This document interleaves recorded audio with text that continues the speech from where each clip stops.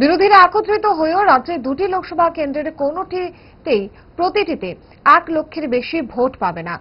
এটা তারাও জানেন। বিষয়টি শুধু আমরা জানি তা নয়, আমরা মনে করি একজনও বিচ্ছিন্ন কেন থাকবে। পার্টির কার্যকর্তারা পাহাড় এবং সমতলে নিরন্তর কাজ চালিয়ে যাচ্ছে।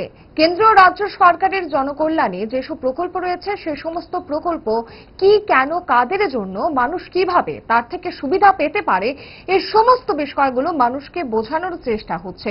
শুক্রবার দলীয় কার্যালয়ে সাংবাদিক সম্মেলনে এই বক্তব্য রাখেন বিজেপির প্রদেশ মুখপাত্র নবেন্দু ভট্টাচার্য। গণতন্ত্র অনুযায়ী যা আমাদের এখন জোট যাবে এখানে তাদের অবস্থানটা কি, বিরোধী এই রাজ্যে বিরোধী প্রার্থী যারা থাকবে দুটি কেন্দ্রে আমরা জানি বিরোধীরা একত্রিত হয়েও 1 লক্ষের ভোটের মাত্রা ছাড়িয়ে যেতে পারবেন না। তারা তা জানেন, তা আমরা জানি শুধু তা না, সবাই মিলেও 1 লক্ষ ভোট পাবেন না।